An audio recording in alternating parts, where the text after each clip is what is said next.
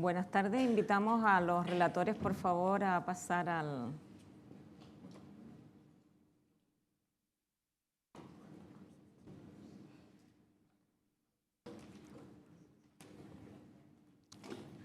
Sebastián.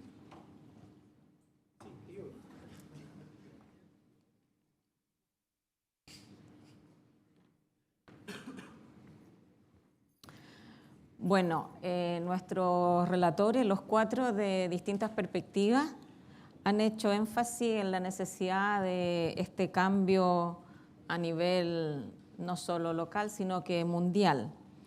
Nos han manifestado en varios momentos que la nueva generación de tanto empleadores como consumidores hoy día tienen una necesidad específica que es bastante distinta de las generaciones anteriores, ¿ya?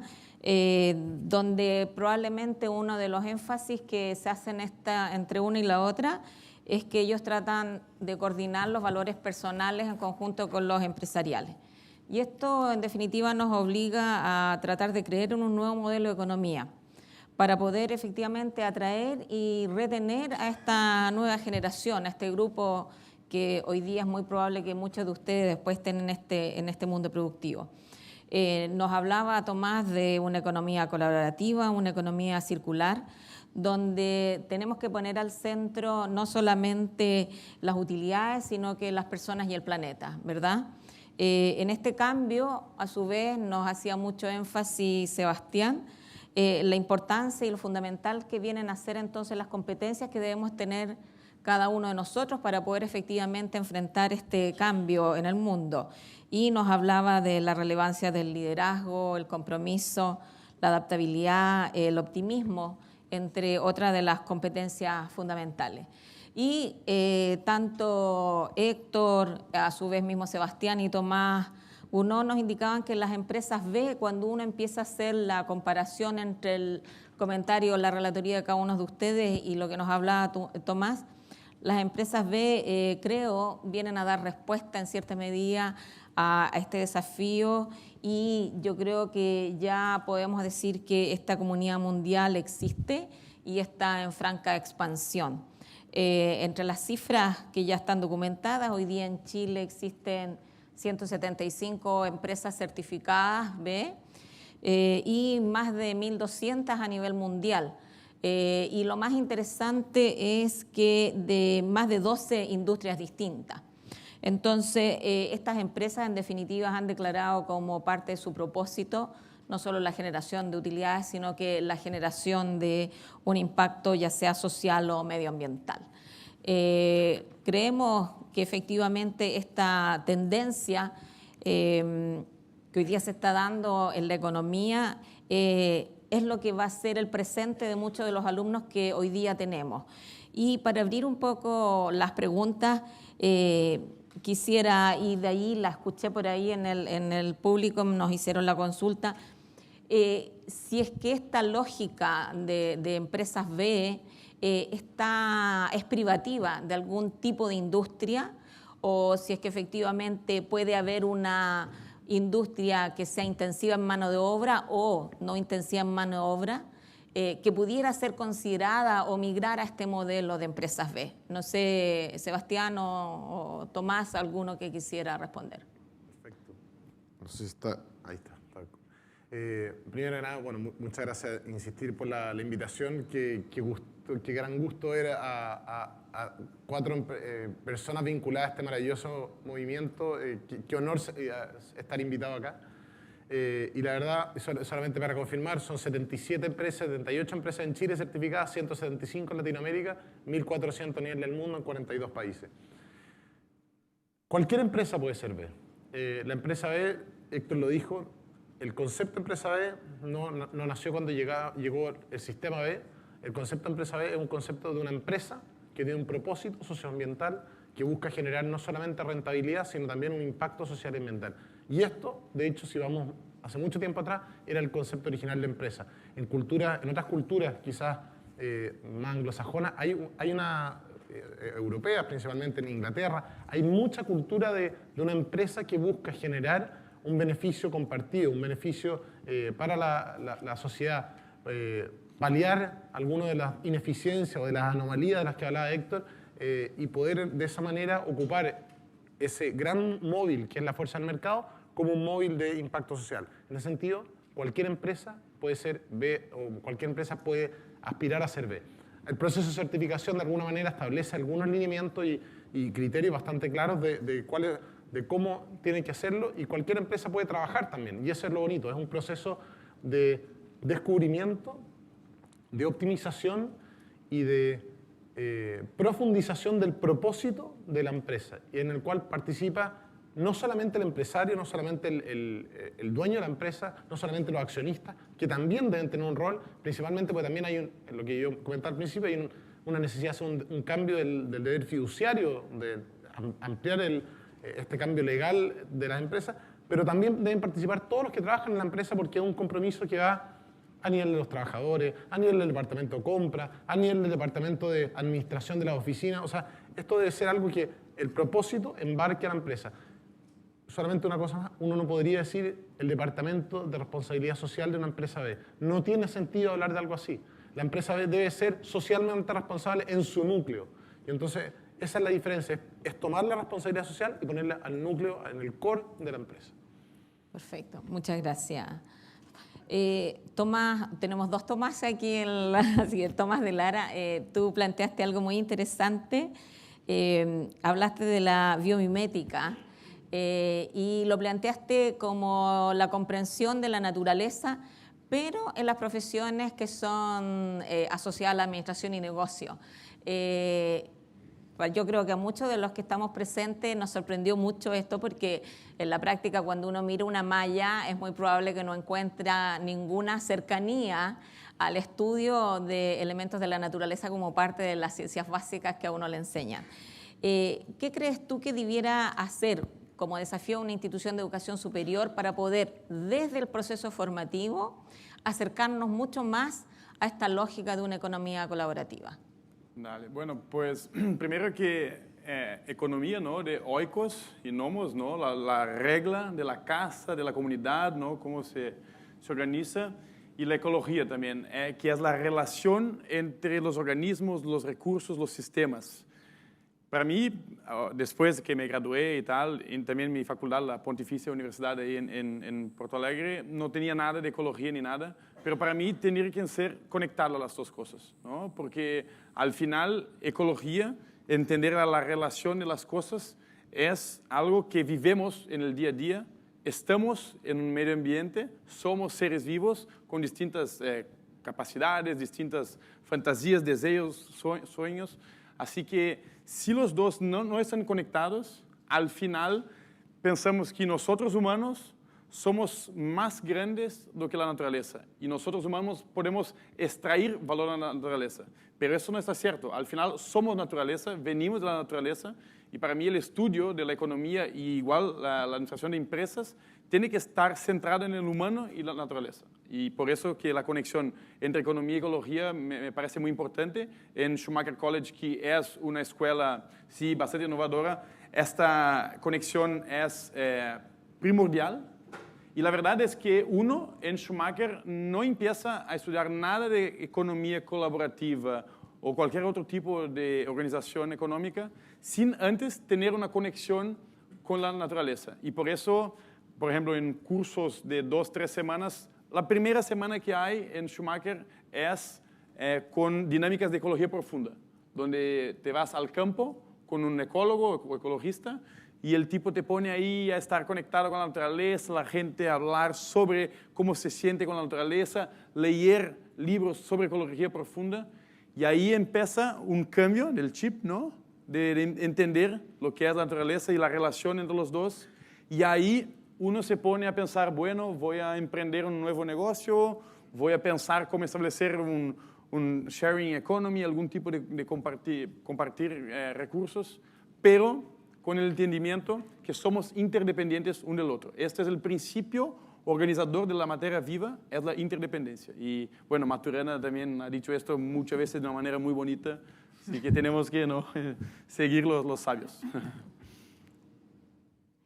Y en esta lógica de cambio y tengo que reconocer que me dio mucho gusto en la presentación de Sebastián, cuando tú planteas las competencias esenciales, digamos, que se requieren. Me dio mucho gusto, digo, que varios de las competencias sello que están declaradas en el modelo curricular de INACAP y que lo movilizan ya hace mucho tiempo, hicimos sintonía prácticamente en todas. De hecho, uno de los sellos del alumno INACAP es el compromiso, el dominio de la especialidad, la capacidad emprendedora y la autogestión. Y cuando uno empieza a revisar todas las otras competencias que declaraste, también forman parte como el pensamiento crítico, que está claro que hay que agregarle la palabra del propositivo, digamos.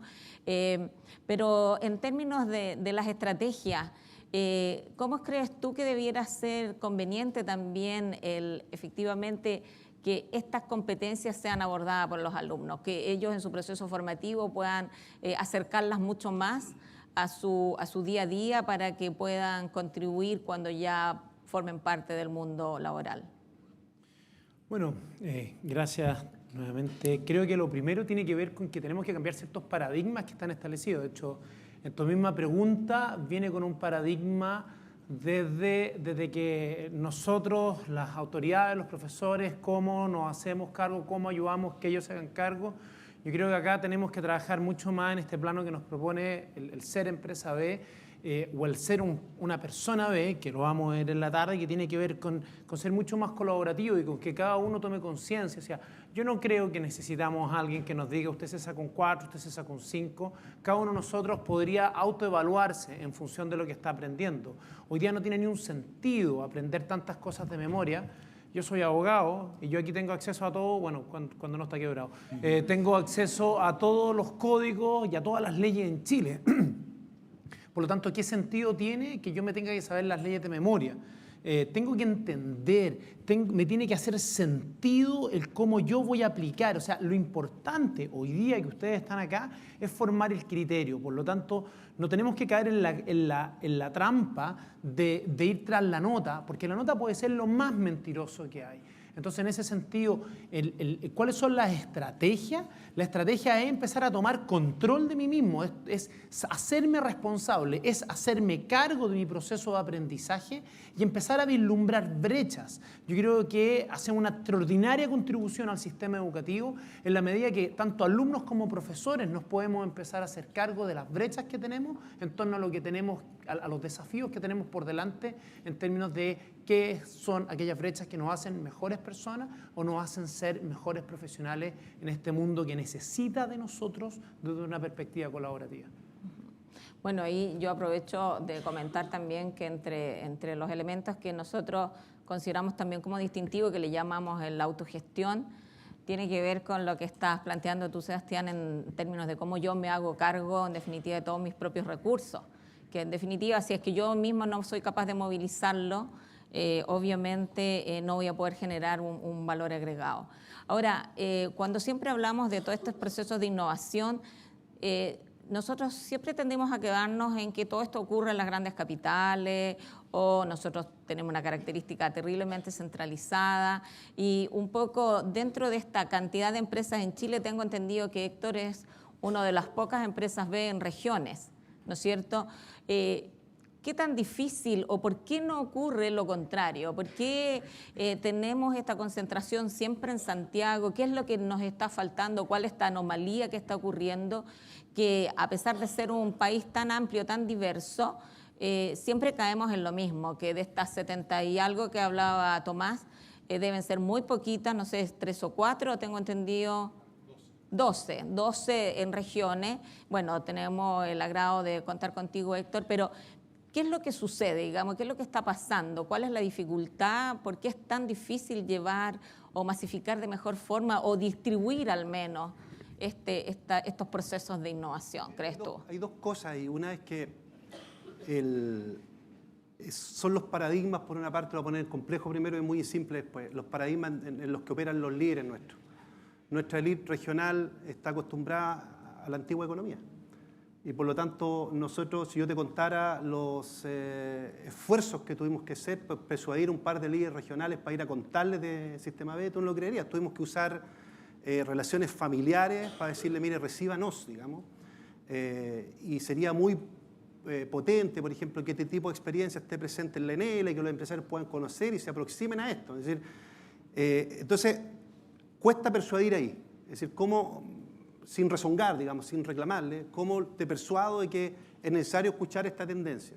Es decir, es bien paradigmático que yo me paso dando más charlas fuera de Temuco que en Temuco.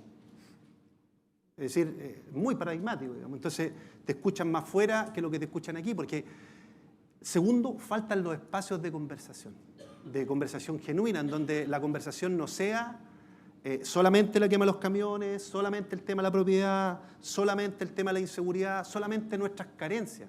O sea, no tenemos espacios de conversación en donde uno pueda, teniendo todo eso sobre la mesa, decir, bueno, pero ¿para dónde vamos? ¿Cuál es el relato que queremos construir?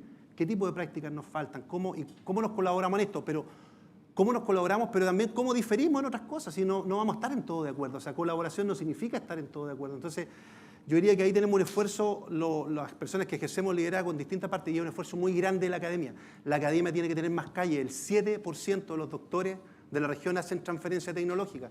El día que nuestros ciudadanos se den cuenta que nuestros doctores son tan improductivos como nuestros políticos, vamos a tener serios problemas. Entonces, si la academia le empieza a poner piso a esto, porque cartesianamente la gente le compra más a una universidad que a una persona que ha hecho esto en la calle. Si esto viene certificado por la universidad, tiene un sello racional cartesiano de válido. Y necesitamos entonces aliarnos con la universidad para generar ese conocimiento sobre las BEI y los impactos que generan. Bueno, en esta lógica están cordialmente invitados no solo a esta, sino que yo espero que en muchas otras oportunidades que podamos contar con su aporte, con su mirada, porque efectivamente INACAP tiene una presencia a nivel de todo el país y creemos fervientemente que es necesario llegar a todo él. Y yo los dejo inmediatamente invitados. Créanme que les voy a cobrar la palabra a cada uno y espero poder no traerlos solo a Temuco, sino que los podamos llevar a distintos lugares. Agradecerle a cada uno de ustedes. No sé si es que aquí en el auditorio tienen alguna consulta que quisieran hacerle a alguno de nuestros relatores. Sí, por favor.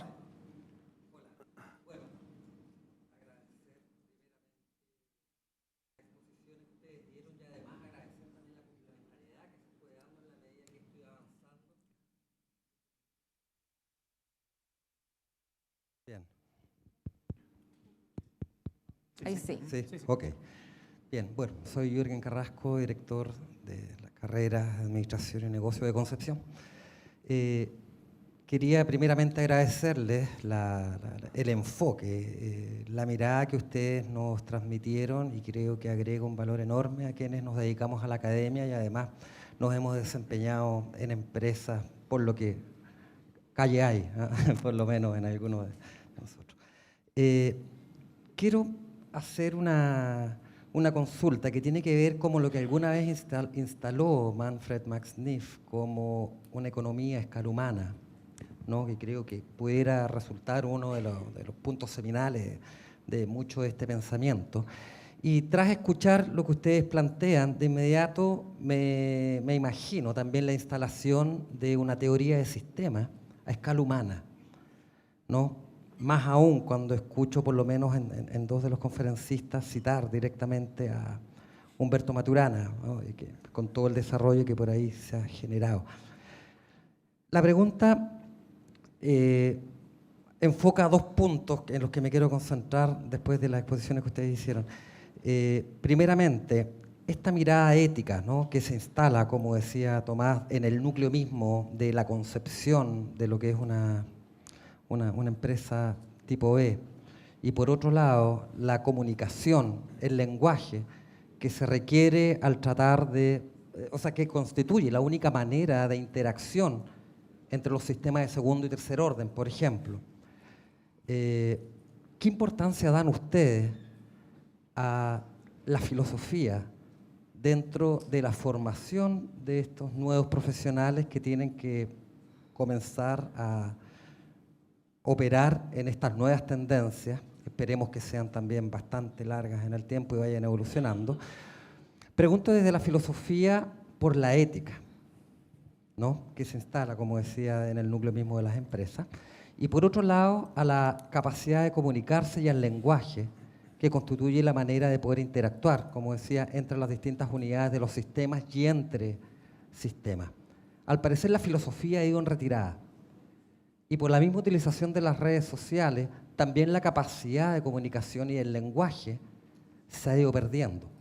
Por lo que esto de las empresas B, en lo que requiere como sus habilidades, es como una medida contracíclica a lo que está ocurriendo actualmente en la economía.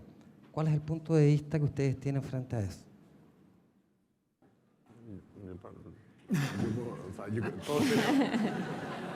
Ya, perfecto. No, perfecto. Tú puedes, Tomás.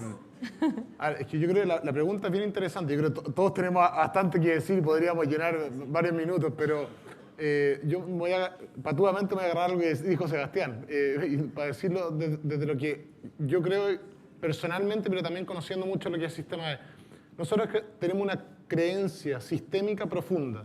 Nosotros somos socios como Sistema B, que es la fundación que promueve las empresas B y el ecosistema B en Chile y en Latinoamérica. Somos socios con una fundación norteamericana, que son los que certifican las empresas B. Quizás la mayor diferencia en un principio, hoy en día esto ha sido como la quijotización de Sancho y la sanchotización de Quijote, y ya funcionamos un poco así a nivel mundial, pero es una propuesta, la propuesta distinta que tenemos en Latinoamérica es una propuesta de intervención sistémica. De intervención sistémica de cambio, no solamente en las empresas, sino con los clientes, con las universidades, con los líderes de opinión, con los inversionistas. En el fondo, la economía va a cambiar en la medida que seamos sistémicos en su intervención. ¿Y cuál es el rol de la filosofía acá? Yo creo que el rol de la filosofía es ser sistémico también. Y en ese sentido yo creo que la filosofía nunca va a pasar de moda. Lo que pasa es que hay que saber qué filosofía y para qué. Entonces, yo creo que la diferencia está en la educación. Si vamos a entregar filosofía como delivery solamente, como una entrega, estamos perdidos, no vamos a llegar a ningún lado. Si por el contrario vemos la filosofía como una oportunidad de educación, de sacar de la persona, de transformación, de un diálogo transformativo y del peso de la narrativa, de cómo vamos construyendo nuestra propia realidad desde el lenguaje que ocupamos para construirla. Entonces, eso también construye el sistema en el que nos movemos. Y es clave, es importantísimo. Así que creo que la pregunta es buenísima y quiero dejar espacio a que todos puedan complementar. Sí. Yo creo que la filosofía va a seguir siendo y ha sido siempre fundamental. Yo creo que hoy día más que nunca es necesario enseñarle a pensar a las personas. Pero para mí no va a tener ningún sentido si solamente mi hijo me va a tener que hablar de Sócrates, de Aristóteles o de Platón para repetirme un par de citas. Yo creo que lo que tenemos que hacer es que los chiquillos tienen que hoy día tomarle sentido, tomarle gusto.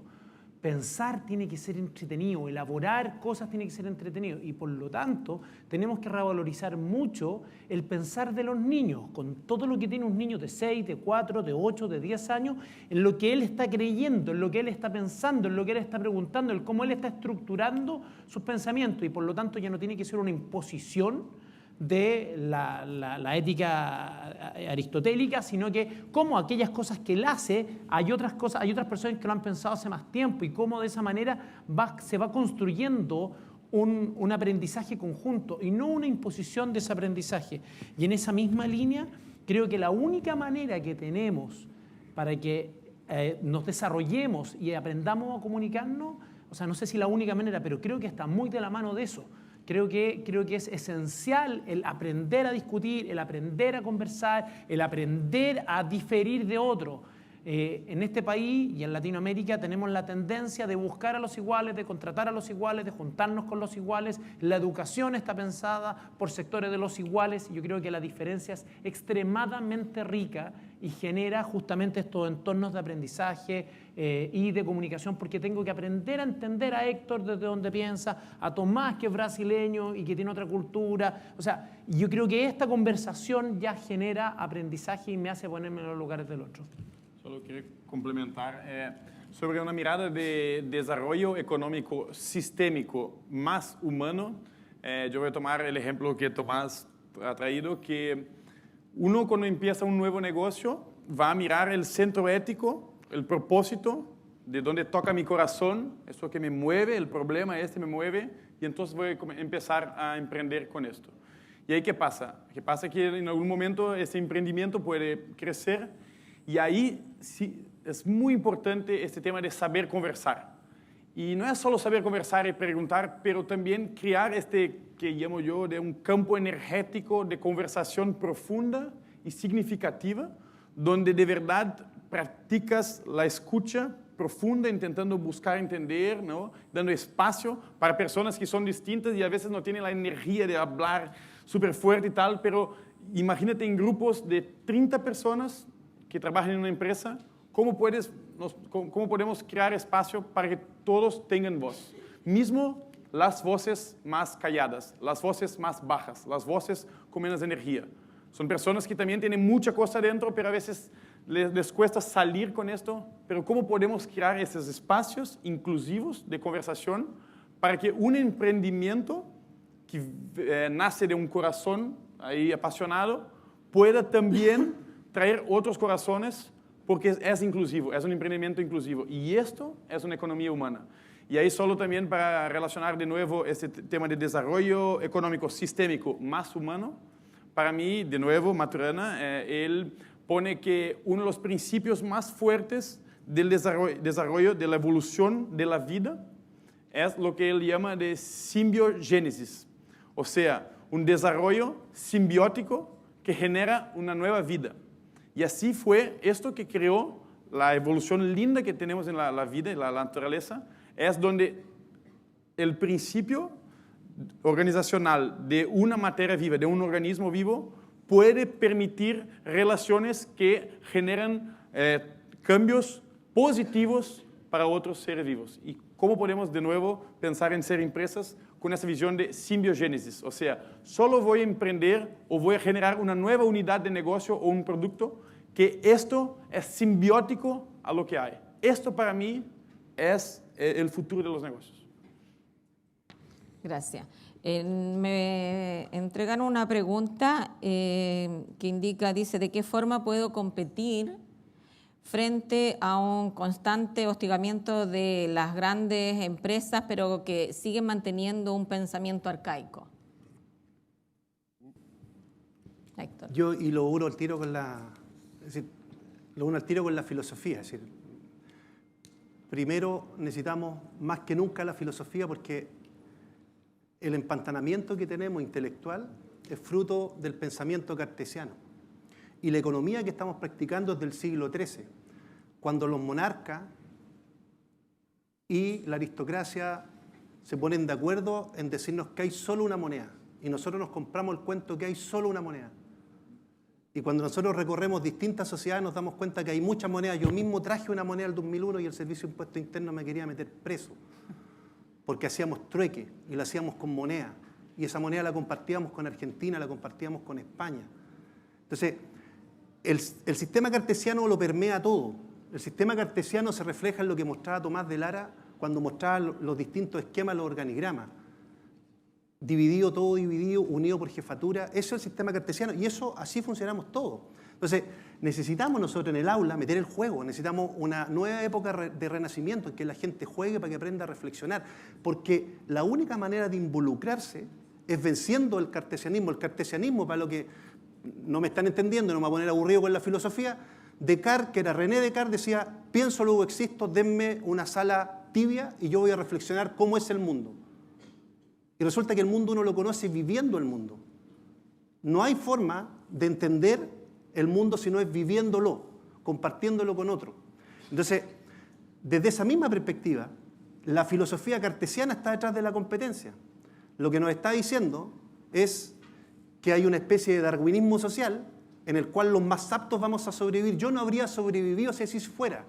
Yo soy hijo de un obrero panificador, yo vine al mundo con 3 letras, P, A y N. Esas eran las letras con las que yo nací. Y 1.500 pesos que tenía mi padre cuando llegaba a la casa con el pan en la bolsa. Desde esa perspectiva, yo no debería estar aquí sentado hoy día. ¿Me explico? Pero yo soy fruto de la cooperación de 9 hogares, de 9 casas, que me hacen estar aquí hoy día. Por lo tanto, hemos demostrado que Es rentable la cooperación, la economía colaborativa crece a tasas del 25% anual, 3,5 billones solo en Estados Unidos, mostró la tendencia, Tomás. Si Michael Porter dijo que la ventaja competitiva era actuar por sobre el estándar de la industria, el estándar de la industria hoy día se llama confianza y se llama colaboración. Y los que no aprendan a colaborar se van a quedar sin ventaja competitiva. Pero haciéndonos un poco más cargo de la pregunta, esa pregunta está planteada desde una posición de un poco de víctima. Y yo creo que también nos tenemos que hacer cargo nosotros, y eso aquí es donde entra la actitud con mucha fuerza, de decir, yo no voy a ser víctima de eso, ¿cómo yo me hago cargo de esto? Si bien es cierto, puedo tener una necesidad económica tremenda, pero yo hoy día soy un motor de cambio. Desde la posición en que está usted sentado en esta sala, desde la posición dominante que pueden tener las grandes empresas, bueno, usted es autónomo, puede tomar decisiones. Lo único que usted sabe hacer no es el lugar donde están trabajando. Hay cientos de lugares más, hay cientos de miles de oportunidades que no vemos. Hagámonos cargo de esa realidad y vayamos en busca de más. Es así de simple. Y no estoy simplificando el problema, ni estoy siendo poco empático, ni la estoy viendo desde mi realidad. Es que lo he visto en personas muy y tremendamente necesitadas que tienen la capacidad de cambiar su entorno. Y si eventualmente no se puede, bueno, empezar con pequeñas acciones a tener pequeños triunfos día a día. Y desde esos pequeños triunfos vaya a poder empezar a cimentarte como una nueva persona y empezar a construir esa nueva realidad que tú quieres. Bien, la última consulta a Tomás es ¿cuáles son los organismos en Chile que certifican a las empresas B? Tal como acaba de mencionar, pero nosotros en Chile no hay certificación de empresa B. Lo que nosotros hacemos en Chile es promocionar el concepto de empresa B, y nosotros funcionamos en una alianza con B-Lab, que es una entidad norteamericana, y ellos son los que certifican las empresas en todo el mundo. Esto es un modelo de certificación centralizado para asegurar mantener el estándar en todas las empresas del mundo. Y entonces una empresa certificada acá es lo mismo que una empresa en Argentina, una empresa en Brasil, y hay un consejo asesor de estándares para asegurar que esto sea de manera transversal, mantenida en el tiempo. En Chile hay muchísimos aliados que nos dedicamos a promover esto, que nos dedicamos a articular, a venir a universidades, a conversar con inversionistas, a promover inversionistas que quieran no solamente rentabilidad financiera, sino obtener impacto a través de sus inversiones, de líderes de opinión. Somos parte del FIS y eso es otra instancia, y como decía Héctor, parte mañana el FIS, están todos invitados, si pueden ir a Santiago a participar en eso. Esperamos el próximo año también tener algún tipo de presencia más cercana de FIS acá en Temuco. Hay bastante, creo, de streaming, así que también pueden verlo por ahí. Pero nada, no hay una certificadora en Chile, hay una promoción, una intervención sistémica de la cual todos los que quieran ser parte pueden ser parte. Bien, muchas gracias. Sí, Sebastián. Una cosa, porque la pregunta de certificarse, la pregunta de Empresas B, el sentido de este seminario, Tomás explica que el FIS solo funciona en Santiago. Yo creo que los cuatro compartimos un sueño en común y que tiene que ver con este ideario de construir una sociedad distinta. Y esa sociedad distinta no la construimos cuatro, porque nosotros profesamos la colaboración, la co-construcción. Entonces, es invitarlo a que este año no estuvo el FIS aquí. Como el próximo año, a lo mejor en INACAP, en este INACAP de Temuco el próximo año, el FIS es sede. Y ustedes son los que van a contar su historia. Hoy día nosotros hemos venido a contar una historia. ¿Qué tal va a ser su historia el próximo año? Yo creo que ese es un desafío para que ustedes tomen. No desde la Pilar o el rector de la sede, sino ustedes, los que están sentados ahí, los que hoy día estuvieron viendo lo que pasa en la pantalla. Cómo el próximo año ustedes se transforman en actores. Para que el emprendimiento llegue y esta cultura de hacernos cargo llegue en todo Chile, nosotros podemos incentivar, nosotros podemos contar esta historia, pero esta historia después yo no se las puedo ni a contar otra vez porque es repetida y sale podrida. Ahora queremos escuchar su historia. Y esa historia es la que ustedes van a vivir. Entonces yo los quisiera invitar a que el próximo año, de verdad, el FIS tenga sede en esta sede del INACAP. Y que así como hoy día estuvieron prendidos estos focos y este escenario con esta producción, el próximo año sea para que el INACAP de Temuco,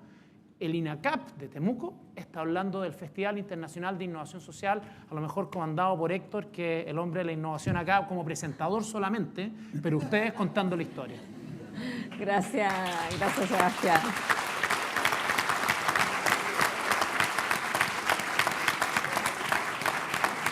Bueno, agradecerles a cada uno de los presentes y agradecer a todos los que nos acompañan vía streaming, particularmente a cada uno de ustedes también por la excelente presentación y les damos muchas gracias y buenas tardes a todos.